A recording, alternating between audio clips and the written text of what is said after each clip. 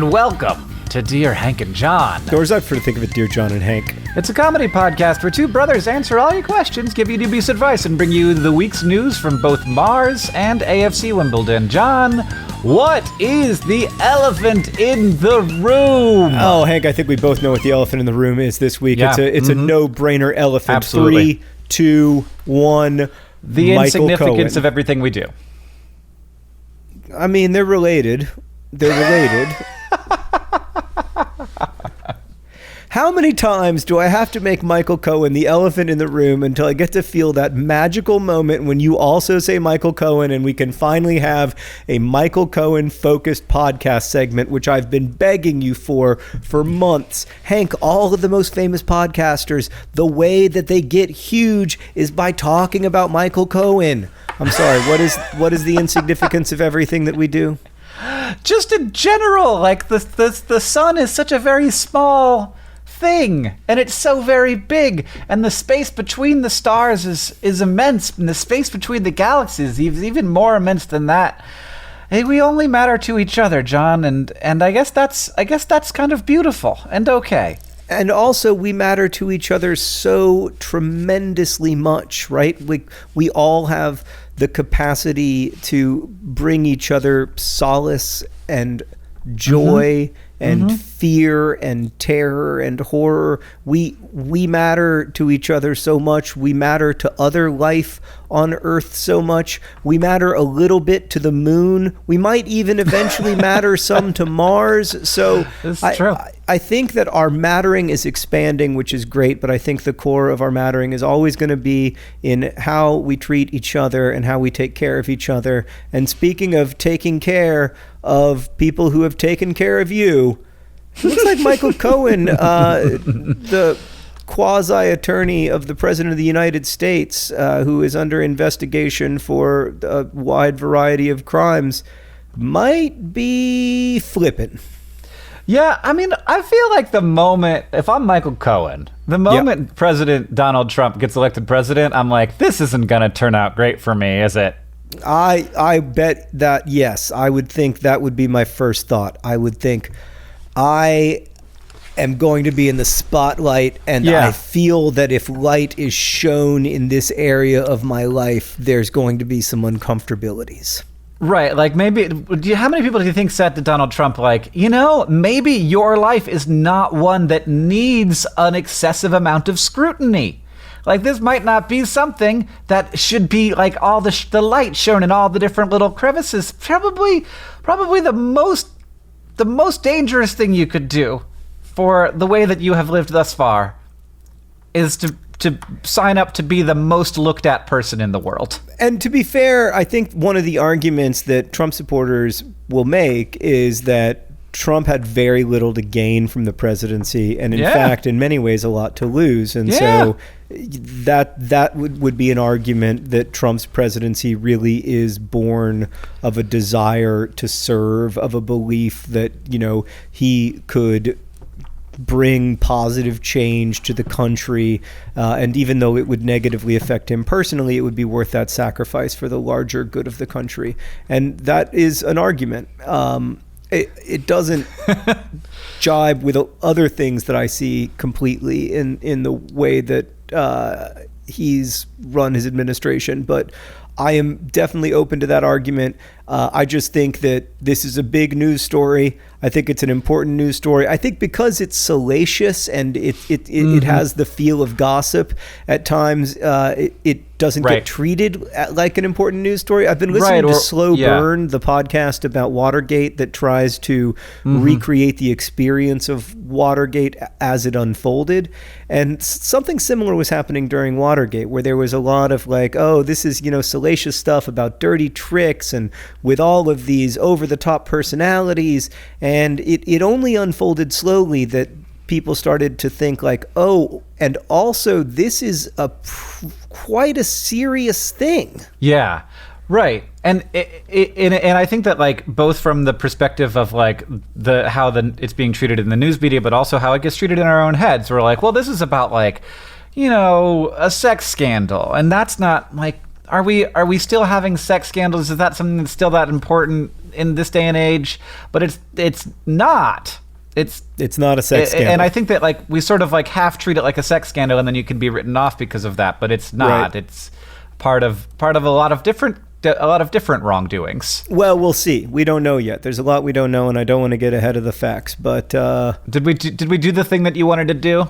Did we have our Michael Cohen segment? Oh no, he'll be the elephant in the room next week. Don't you worry.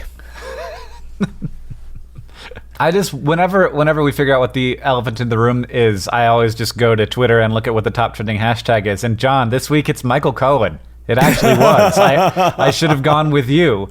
I was right. All right. Well, John, as you know, there are people who listen to this podcast and they send us questions. And I feel like we wouldn't be doing our duty unless we answered some of their questions eventually. So let's do that. This next question comes from Lauren, who asks, Dear Hank and John, in the internship I have at my college this summer, one of the major things I'm doing is calling prospective students to gauge their interest in school and such. I'm supposed to be a resource to these potential students, so I introduce myself at the beginning of each call and leave my phone number.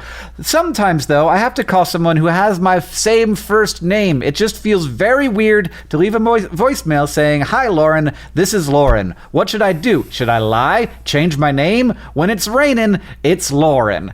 You just gotta make a joke out of it, yeah? No, you change your name, not permanently, just for the sake of the call. So, yeah, you see, the person doesn't care, frankly, if your name is Lauren. So, and this, to me, it gives you a great opportunity. Now, you can only do this when you're calling Laurens. You can't do it every time because it'll be seductive and super fun, and you'll want to do it every time, and you can't. But every time you're calling a Lauren, they answer, they say hello, and you say, Hi, this is Bette Midler from Florida State University. And they say, what? And you say, this is Bette Midler. I'm a student at Florida State University. I'm calling because I know you've been admitted to the school, and I was just wondering how you feel about it. I love that you chose Bette Midler. Well, I just think it's the perfect, because that's a name that prospective college students will really resonate with, because they remember Wind Beneath My Wings. They saw beaches. Bette Midler is good. I think in general, like something a little bit obscure is excellent. You could also be like, Hi, Lauren, this is Manhole. I'm calling from Florida State University, and I just wanted to let you know that we're really interested in giving you as much information as you want on the great programs we have at FSU. Okay, this is you're onto something here, Hank, which is that what happens when, because nobody's listening to the beginning of the call anyway, what happens when you try an increasingly obscure and absurdist series of things, right? Like, what happens if you're like, Hi, Lauren. This is a gang of turkeys calling from Florida State University. There's 17 of us. We were just wondering how you feel about Florida State's excellent classical music program. We have four classical music majors here among our gang of 17 turkeys who are making this phone call. Be happy to connect you with one of them directly. I'm an anthropology major. Hi, Lauren. This is one scissor. Now, you may be thinking to yourself, is that possible? Yes, because scissors are a pair of scissors. I'm just one of them. My other friend is calling a different Lauren right now. I'm basically a knife. Anyway, how do you feel about FSU? Loopy handle. Anyway, FSU is really great. I've had a really, really positive experience here. Hey, Lauren, have you ever been driving alone at night and you're filled with a sort of vague melancholy, but not an unpleasant one? That's me, here to call you about FSU. What do you think? Would you like to go to college here? Don't feel pressure. I know there's a lot of great schools. Oh, God. Urgent help. I was hammering some holes into a belt. When I was putting the belt away, I dropped the hammer on the marble floor, and now there's a chip and a dent in the floor. What do I do? I live with my parents, and if they see this, I'm going to be in very big trouble. Help, Toledo. All right, Toledo, you're not going to be able to do anything about the dent, but you're going to fix the chip, and you're going to fix it quickly. No. You can fix it all, John. You could fix the dent and the chip. How do you fix the dent? You get a sculpture that goes over the dent, that's beautiful, and that everybody would be like, wow, what an elegantly placed sculpture. Such a good idea. Way better than my strategy of super gluing the chip back into where it chipped off from. Much, much better. The next time your parents come home, they're like, what the heck is this? and you just say like, oh, this is a sculpture that I made of David, and your parents are going to be like, this is incredible, and you'll be like, yeah, I know, I did a really good job. So this is where the sculpture lives. By the way, it's a site-specific sculpture. It's site-specific. So you can't move it around in the room because then it's just ruined. Right. Well, and maybe David's like holding a cup of coffee and it's just very full. Or maybe like David's reaching for the little tug on the ceiling fan. Right. You know, so if you put it anywhere else in the room, like what's he reaching for? It doesn't make any sense. Yeah. You're welcome, Toledo. We've solved your problem. Okay. This next question comes from Leanne, who writes, Dear John and Hank, I recently decided to play Matchmaker and set up 2 of my friends from different social circles. The date went really well, and now both of them can't stop telling me how wonderful the other person is. As happy as I am for them, how do I stay impartial? What if they start coming to me with their relationship problems? I was okay with giving them advice before with other people, but now it's just a little weird because I know both of them so well. Should I leave them to it? Should I keep a bunch of secrets for both of them from the other person? What do I do? I don't want to be the middleman, Leanne. Yeah, Leanne, you are worried, so worried about a problem that doesn't exist yet. Yeah, you're good, Leanne. You don't know that any of these things are going to happen. I mean, do you know these people well enough that they always come to you with relationship advice with every relationship they have? Maybe that's going to happen. But I don't know. Maybe it won't because they are aware that you're good friends with the other person that you set them up on the date with. And they're probably going to be like, well, probably not going to go to Leanne because the other person is a good friend of Leanne. I think that there's a certain amount of... there's the 95% chance that this couple is going to be broken up within a month. Oh, dang, John. Maybe not. Don't you think? I don't know. It'd be interesting. You've done the math more than I have. What percentage of relationships last forever? 0. Do you mean what percentage of relationships last until death? No, I mean what percentage of relationships last until marriage? Oh, it's got to be pretty low, at least based on my own personal experience. I mean, it's very high based on mine. Well, I suspect that we're outliers. And I suspect the truth is somewhere in the middle, like somewhere between like 48 serious relationships and 2. Yeah. I mean, there has to be like somebody has to have done this research, and I cannot find it. At my rehearsal dinner, my friend Dean gave a toast. You may remember this, Hank, in which he talked about me coming home from meeting Sarah for the first time, and I came back to the apartment and I said, I think I'm going to marry that girl. I really do. And Dean said, it was only the 17th time John had said that to me. John, I found the graph, and the risk of breakup is very high in the beginning. So around 80% of couples will break up in the first year of their relationship, which is actually a little bit, I kind of expect to be higher than that. Yeah, but then a number of couples break up in their second year. Right. Not everybody dates for a year and then gets married, and then I think Leanne, the overall chances that this relationship is going to be like the defining romantic relationship of these 2 people's lives is under 10%. So let's wait to panic. Okay, we're going to wait to panic. I completely agree. In general, wait to panic is great advice. Don't panic. If I could... Yeah. Just give it a couple of breaths. I might tattoo that on me somewhere. Wait to panic.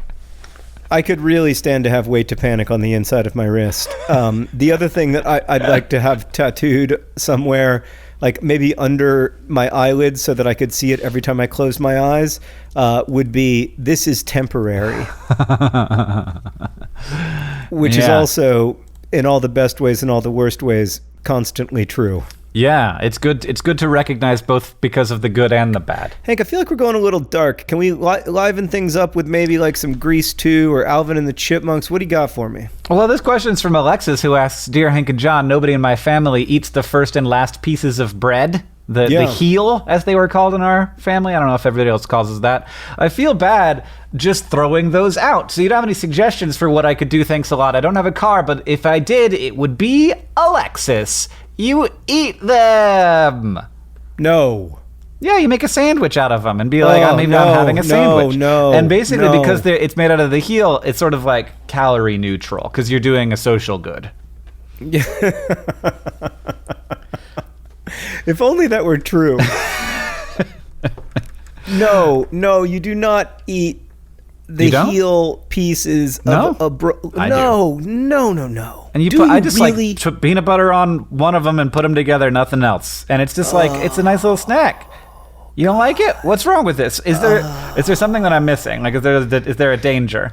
You remember when we were little kids and Mom would cut the crusts off of our peanut butter and jelly sandwich and they were so good? It's better that way. We got a little older and she stopped cutting off the crust because we were, older now, and that was just the way the world works. You got to learn to live with a certain amount of suffering with your peanut butter and jelly.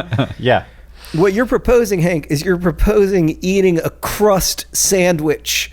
And John, I only eat the crust because of the rest of the sandwich being like good enough for me to understand that I have to suffer through this crust part because I am an adult and that's how life works. Right. Exactly. That is exactly what I'm telling you. A whole crust sandwich. I'm saying that you not only should do this, I'm saying that you have to do this. This is part of being a human being, is having some subpar experiences, because this is the way that the world works. And like, they baked the bread and the bread had to have an edge and all of the bread was food.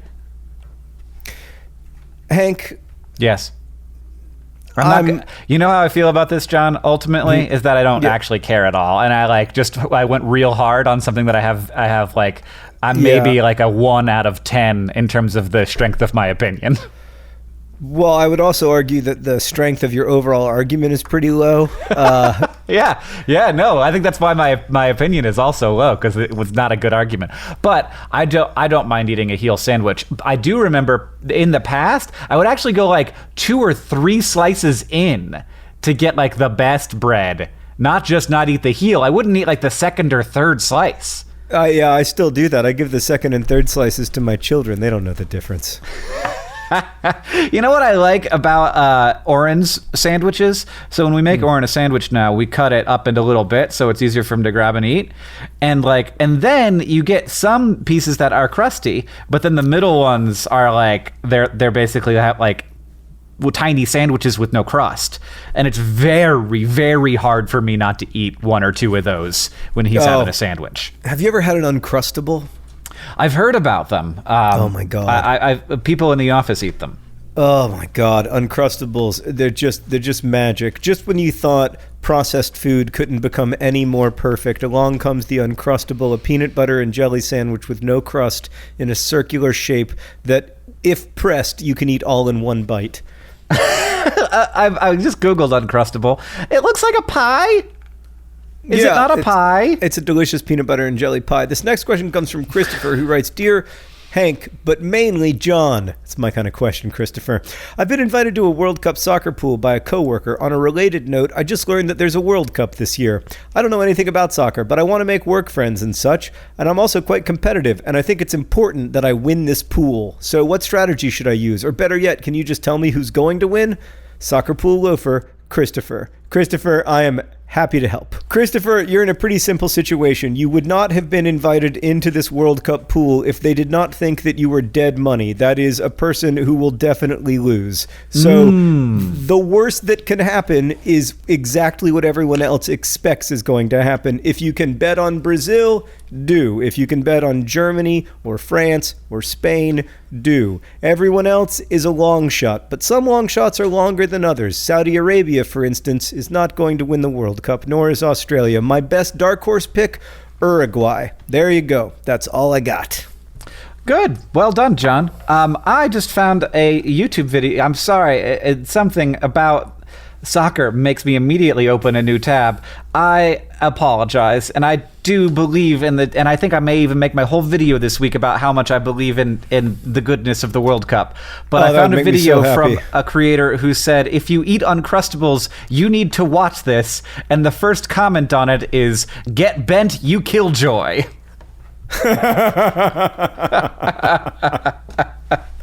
That's like, remember when people started eating Chipotle when Chipotle first came out, and everybody was like, man, this healthy Mexican food is so healthy and so delicious, I could eat tons of it. And then somebody made a website called ChipotleCalculator.com, and you went to it and you told the calculator all the stuff that was in your burrito, and then it told you that your burrito contained 17 days worth of food. And everybody's response to it was like, hey, Chipotle calculator inventor, shut up and go away. I'm trying to enjoy my Chipotle. I was happy for 5 minutes. If you eat Uncrustables, you need to watch this. Oh my God. I bet I don't. She's got a whole series, and her thumbnails are just like her holding a piece of food and then giving a thumbs down. All right, Hank, this next question comes from Charlie, who's 6 years old, and yet asked a question that I don't know the answer to, which is something that happens to me all the time in my life as a father. Dear John and Hank, how do you know when you get to the end of the galaxy? Do you go right into the next galaxy? Charlie. That's a good question because it is a fuzzy boundary between the galaxy and not the galaxy anymore. There are sort of like the number of stars decreases, and like there will be, basically you have like there's 100 around, and then there's 10 around, and then there's one kind of nearby, and then there's one really far away.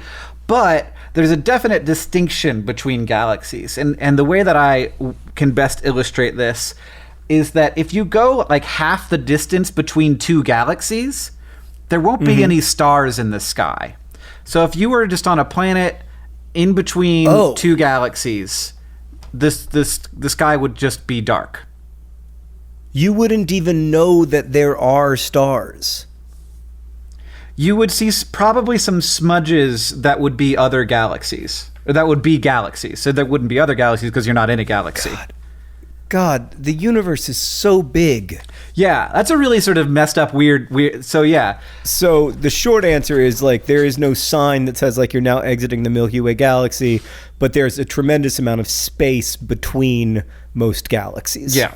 And by tremendous, I mean like impossible to wrap my head around. Yeah, it's real weird. I told that to Catherine, and we were going through these questions before now, and I said to Catherine that you could be in space and not have any stars in the sky, and she was like, Yeah, that's one of those things that I almost wish I didn't know. Like, I don't really want to know how big the universe is because it makes my tummy hurt. Hank, I want to ask you another space-related question. We get a version of this question many times every day, and I just think it's time to address it. Okay. It comes from Bradley, who writes, Dear John and Hank, I'm a pretty new nerd fighter, and I would like to thank you both for creating something positive and also addicting. You're welcome, Bradley, although that is what I said about cigarettes when I was in high school, and it turned out I was wrong. So I hope that we hold up better than Marlboro Lights did. My question is about the moon. I have a friend who saw a documentary and is now convinced that the lunar landing never happened. Oy. That is not a documentary. His reasoning has to do with the live streaming of the event to the entire country. If we still experience significant problems live streaming events now, how could they have done so in 1969? I personally think that of course the lunar landing is legit, but this question is interesting to me. What the heck was it like to live stream the lunar landing? How'd they do that?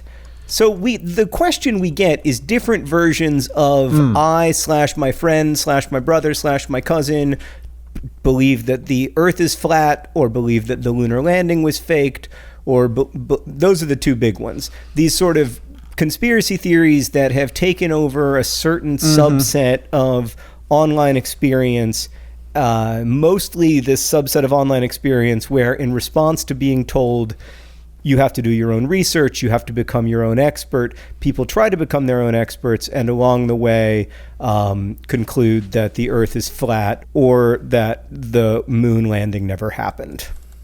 Right.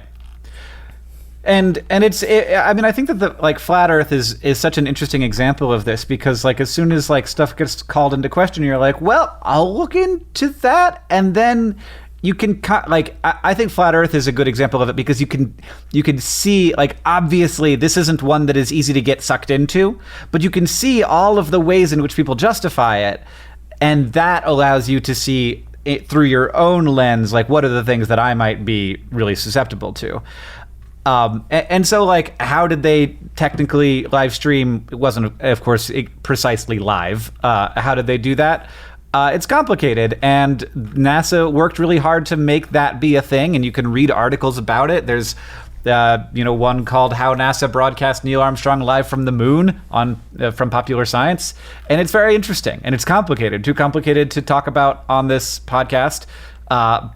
In large part because a lot of the technology that they used then doesn't exist. Like, we don't use it anymore because we've figured out other ways to do it. And I think some of what's beneath the larger phenomenon here is that people feel like they can't trust experts, and they feel like they can trust people who explain stuff to them in ways that make sense to them. Yeah. And the truth is, at times when trying to explain stuff, science communicators, at least some of them, can come across as condescending, which can make somebody shut down and not want to listen. Whereas when people, and I've watched some of these videos about how the Earth is flat, they treat their audience in a particular way that makes you feel like you're being taken seriously, and also reflects something that you probably believe to be true on some level, which is that people in power, people with elite status, use that power and that elite status to deceive people with less power in order to prevent them from getting power. That does not mean that the Earth is flat. The Earth is not flat, and we know that for a lot of reasons. It doesn't mean that the moon landing didn't happen, and we know that for lots of reasons.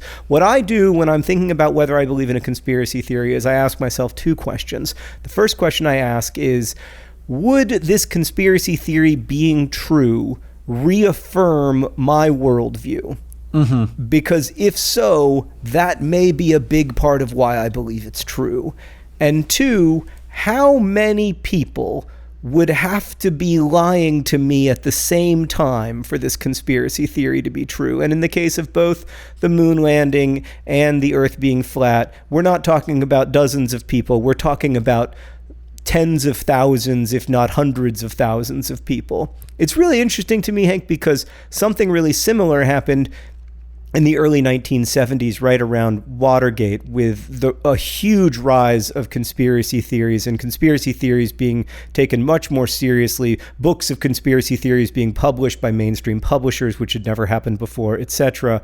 And we are again in one of these moments where we feel like we cannot trust many of the people who are in power, or many of the power structures that we trust to govern our lives. And I think it's a response to that, but I also think you've got to know that it's a response to that.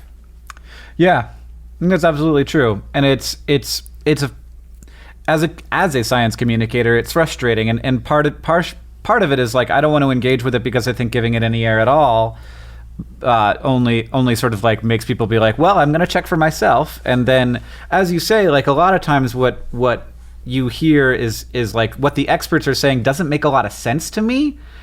And then there's this alternate viewpoint that does make sense. And the reason that it makes sense is not because that viewpoint isn't biased or isn't incorrect. It's because it shares your same biases. It comes at the world from the place where you already are, whereas the world actually is complicated and messy and weird. And when it comes down to how particles work and physics works, like, that stuff's never going to make intuitive sense because it doesn't make sense. And when it comes to how NASA broadcast the moon landing live, it doesn't, like, it's really hard to understand. And like, you can find lots of places in that article where you're going to be like, well, I don't get this, because you don't get it, and I don't get it, and I don't care enough. Like, even as a person who's like intensely curious about that stuff, I'm not curious enough to try and figure out how like UHF works. Like, I just don't know. But it comes down to this idea that I can't trust experts, so I'm going to become my own expert. And the problem with that is that you are not going to be, and I don't mean just you, I mean anyone. Right. No one is going to be a really good expert in both particle physics and beer making. No one is going to be a really good expert in both carpentry and astrophysics. Or maybe you could do both those, but you can't do everything. And so we have to trust, on some level, people who devote their professional lives to a subject. We have to at least take them seriously. Which reminds me, John, that this podcast is brought to you by everyone lying to you at the same time. Everyone in the world lying at the same time. It's how all the most dastardly deeds get done. That is kind of how I felt in middle school all the time. So now I have a newfound sympathy for that worldview. Today's podcast is also brought to you by a vague sense of melancholy calling you on the phone to learn your interest level in Florida State University. This podcast is also brought to you by a statue of David with a very full cup of very hot coffee. Do not move it, Mom and Dad. There is no particular reason why it has to be right there, but I say that it does. And lastly, today's podcast is brought to you by a starless sky. A starless sky, if you've ever been far enough out in the water not to be able to see land, imagine being far enough out into the universe not to be able to see anything. And finally, this podcast is brought to you by our actual sponsor, HelloFresh. HelloFresh is a meal kit delivery service that shops and plans and delivers step-by-step recipes and pre-measured ingredients so you can cook and eat and enjoy. And I feel like HelloFresh, they take into consideration like how hard it's going to be to prep and also how hard it's going to be to clean up, which I really appreciate because I'm the one that does the dishes in the house. Yeah, I also feel that HelloFresh does a nice job at what I call dish use minimization. I have to say, I ate a HelloFresh dinner last night. Sarah and I made flatbreads, and Nice. It was so good. I also had a HelloFresh dinner last night. We had like asparagus ravioli with like crusty crusts and cheese on it. It was real good. HelloFresh, it's all of the fun of cooking for me without all of the stress of cooking. Yeah. All the things that I find really intimidating, HelloFresh covers for me. And you can have meal options from all around the world, all kinds of different, no matter who you are, you can find a meal that you will find delicious and that you will be able to cook.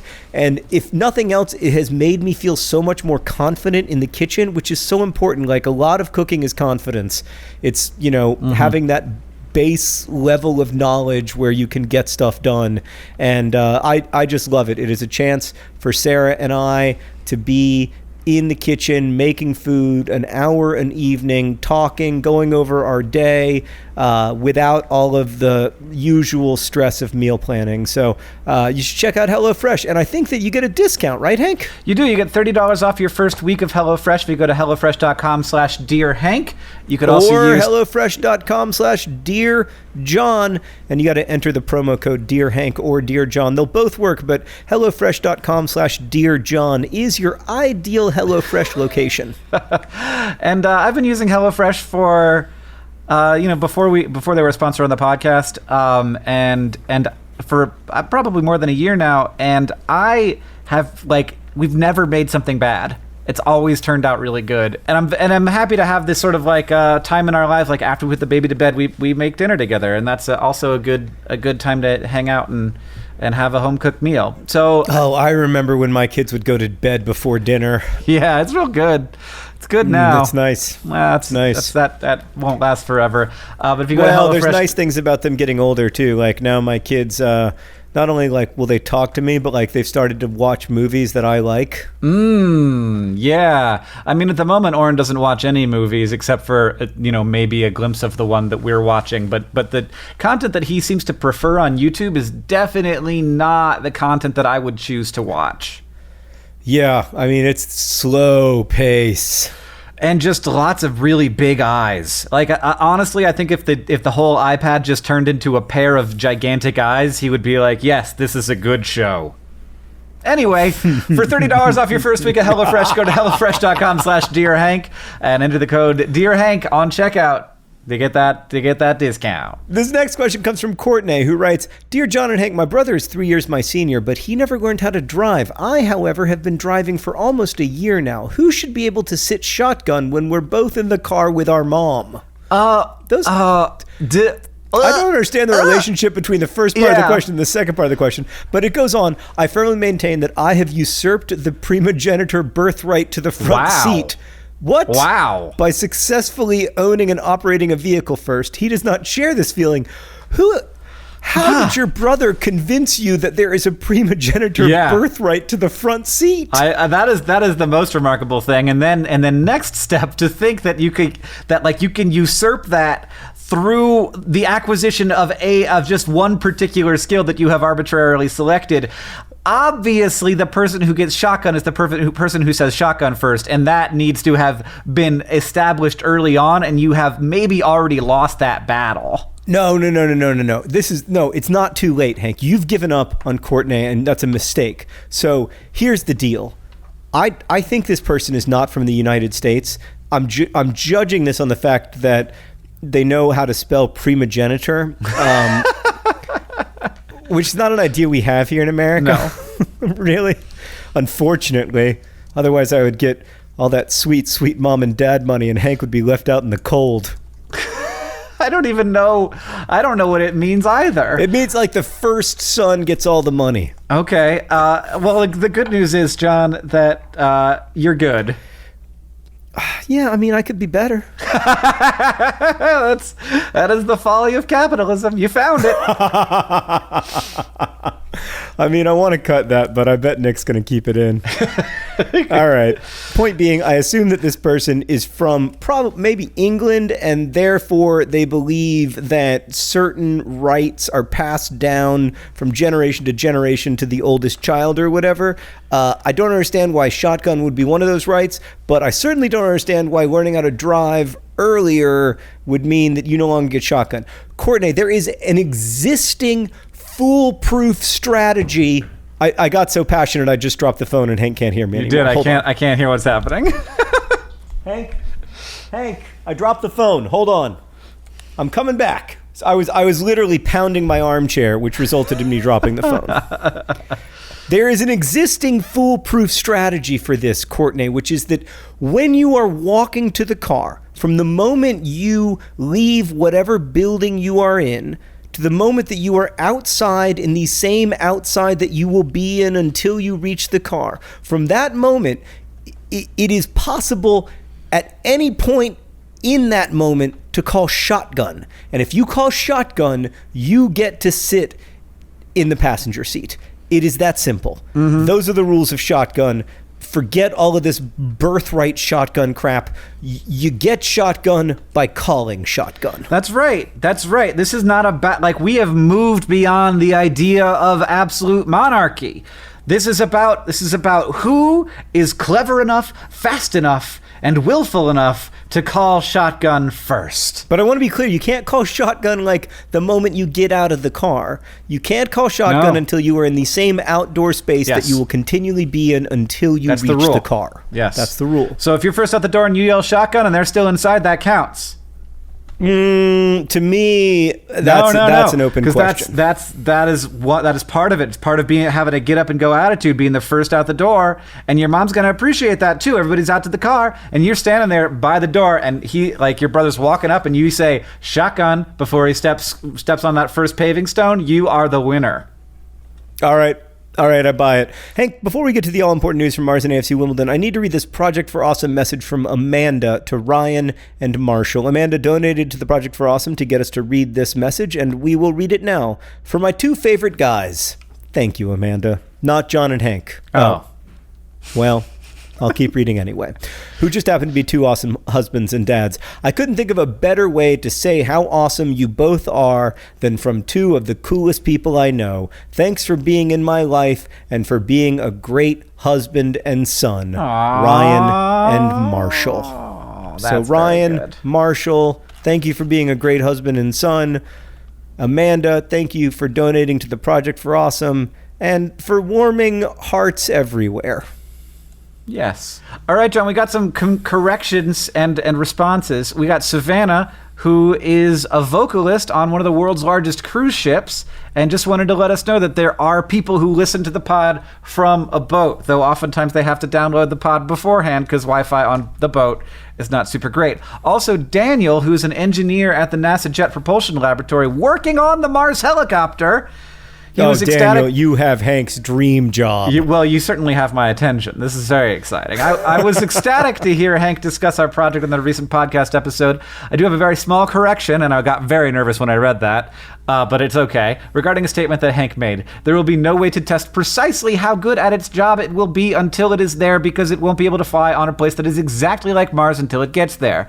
And I wanted to mention, this is Daniel again, I wanted to mention that while this is technically true, so I guess it's not quite a correction, we are in the middle of an extensive test campaign to simulate Mars-like conditions as best we can. For example, in this video that NASA released, which we'll put on the Patreon, there's footage of our free flight testing. This test was conducted inside our 25-foot diameter vacuum chamber at Mars pressure, while an offload system simulated Mars's gravity. I don't know how that works, but it's very cool. The helicopter successfully ascended, traveled to a waypoint, and then landed multiple times over the course of the test. Hopefully, we will see similar success in all of our tests, in which case we can be reasonably confident that the helicopter will work on Mars when it gets there. Thankfully, there are no lions on Mars. Daniel. I mean, that we know of yet. We won't know for sure till we have a helicopter fly over the whole planet and check. That's right. That's amazing. That's why we can't have humans on Mars yet. There could be a lion. Just Tank, in case you thought we were going to get through that question without Daniel thinking that neither of us is an idiot. I mean, John, you never know. There could be whole underground systems of caves that are at high pressure and contain mostly lions. I mean, is there any possibility that Mars is flat? That's often something that I've wondered about flat Earth. Like, do they think that all the planets are flat? Like, are they just like disks out there in space, or like we see them rotating? So we know that other planets aren't flat. It's just that Earth is flat and none of the other planets are. I don't think we're going to convince a single flat earther on this podcast. As you know, I have become increasingly convinced that no one who currently believes anything on the internet can have their mind changed by anyone else or anything else on the internet. Yeah. Is it time for the news from Mars and AFC Wimbledon then? Oh, it is time for the news from Mars and AFC Wimbledon. Do you want me to go first with the Mars news? Because it's very big and it's very good and it's very, very big and there's multiple parts. Yes. So occasionally NASA will have these press conferences where they say, we got some big Mars news. And when NASA says we got some big Mars news and we're going to do a press conference, if you're a science communicator, you look at who's going to be at the press conference and you can have a pretty good idea of what kind of news it's going to be. And usually you're like, well, I looked at the press conference, I looked at who's on it, and it's not going to be about the fact that there's life on Mars. But this time, it kind of like maybe this would have been the panel of people, like partially that they would have talking about the fact that they found like life on Mars. And so, of course, like all the science communication world is like, it's not life on Mars. Like, I'm not, like, I feel like I would have gotten somebody would have leaked something to me. I would have heard about this. There would have been, like, a lot more hubbub. There would be a lot more buzz. But, of course, everyone is like, but maybe. And so what, in fact, two different things. One, after Curiosity's, hanging out on Mars for a long time now, it's been able to get regular measurements of methane concentrations in the Martian atmosphere to the extent that it can now see a seasonal variation. So in the summertime, there's more methane in the Martian atmosphere, and in the wintertime, there's less. Here on Earth, the atmosphere remains almost entirely consistent except for water vapor throughout seasons. Weird. Why? So they think that, one, this definitely means that methane, like it seems like methane is being released continuously and thus it is being replenished by some system. So more methane is being created inside of Mars. And then as the surface of Mars heats up, there's these like methane containing compounds that are like icy methane water compound things called clathrates. And the clathrates will, sublimate, so go directly from a solid to a gaseous form, and the methane will get released and then leave the atmosphere the way that the Martian atmosphere leaves the planet, or resolidify onto the surface in the wintertime. But there continues to be the same amount every year, so it's like it's coming from somewhere, and they think probably some geologic process which would indicate a pretty active geology inside of Mars, which is not something that we've super anticipated.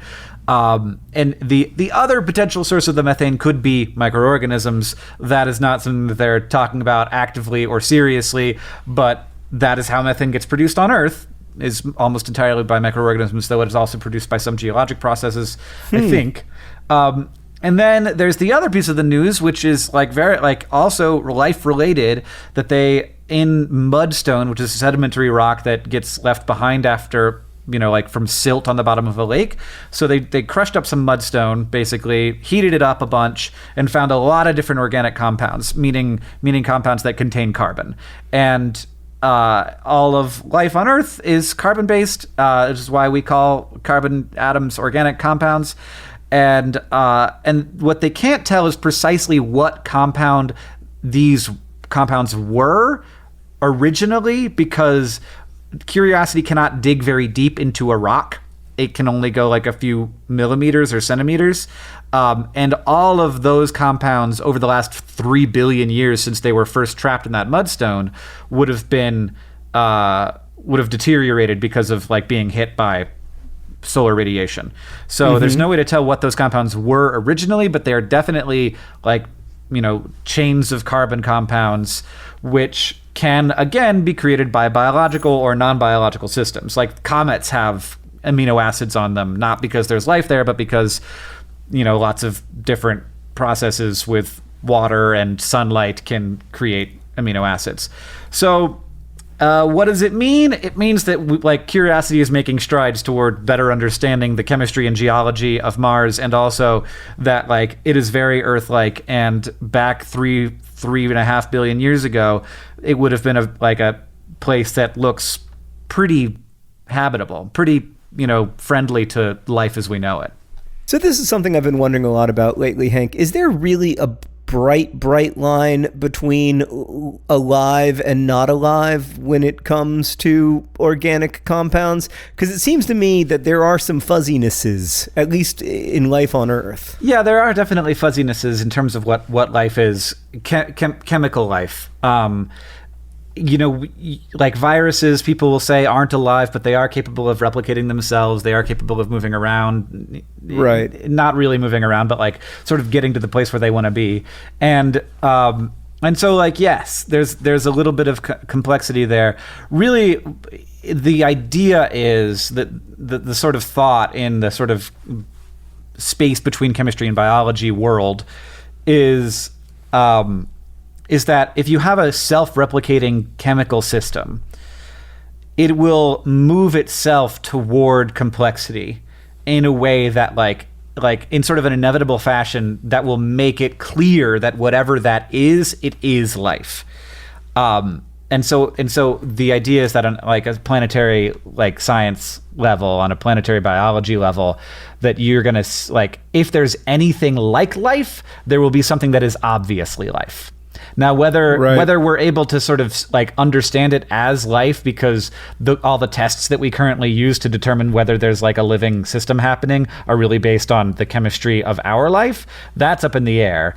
And also like a huge question, because if the system that life uses is identical to the life on our planet, then one, that raises the question of whether that's just, you know, like contamination life from Earth, right, or whether like all like life on Mars and Earth arose from the same source, whether that was Mars life getting to Earth and all of us being Martians, or Earth life getting to Mars and existing there for a little while after like hitchhiking on an asteroid or a meteorite that was ejected from the surface of one of those planets, or some external third source that just like seeds the entire universe with life, is the big question. Well, I mean, that is a big, interesting, weird question. Speaking of big, interesting, weird questions, when is AFC Wimbledon going to move into their new stadium? So the hope had been, Hank, that the new plow lane would be finished in time for the beginning of the 2019-2020 season. That's not next season, but the season after. And that also would mean that even if we were to get relegated next season, which we're definitely favorites for at the moment, we would begin life at the new plow lane at the very worst in League Two. So still in the Football League, still a full-time professional team and all that stuff. Mm-hmm. Hank, I don't know if you've ever engaged in a house renovation project, but if you have, you're likely familiar with contractor timelines and then the actual progress of days and nights as they're observed with the sun rising and setting, and how different the sense of days are between what your contractor thinks a day looks like and what the sun thinks a day looks like.